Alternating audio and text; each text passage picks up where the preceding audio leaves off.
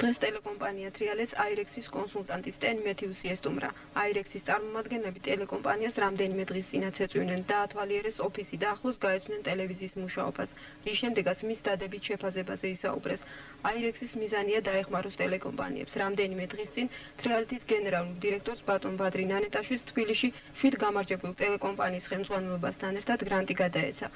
დღეს მედია კონსულტანტი სტენ მეთიუსი შეხვდა თრიალეთის ჟურნალისტებს. საუბარი შეეხო წინა საარჩევნო დებატების და თოქ-შოუების მოწყობას. დაიგეგმა პირველი ტელედებატის მოწყობა და წამყვან გოგა აფსიაურთან ერთად მედია კონსულტანტმა შეადგინა გადაცემის პროექტი, რომლის მიხედვითაც წარიმართება გადაცემა პირდაპირ ეთერში, სადაც მოწვეული იქნებიან გორის რაიონის მაჟორიტარი კანდიდატები. წინასაარჩევნო გადაცემის მუშაობის 14 ტელერადიო სადგურთან ყველა მათგანს აქვს წინასწარ გათვალისწინებული წინასაარჩევნო დებატების გადაცემა დაგეგმილი და ჩვენ დავდივართ ამ ტელევიზიებში და რადიოებში ვეხმარებით მათ ფორმატის დახვეწაში, ასევე იქიდან გამომდინარე თუ რა ტექნიკური ბაზა აქვთ მათ ვცდილობთ გადაწყვეტოთ რომელია ოპტიმალური ვარიანტი მათთვის.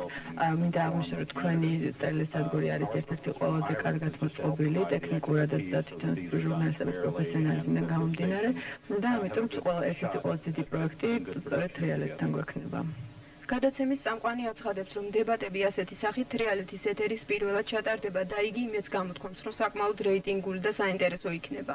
უნდა გითხრათ, რომ ჯერ არ ყოფილა ტელეკომპანიის ისტორიაში ასეთი სახის დებატები გამართული.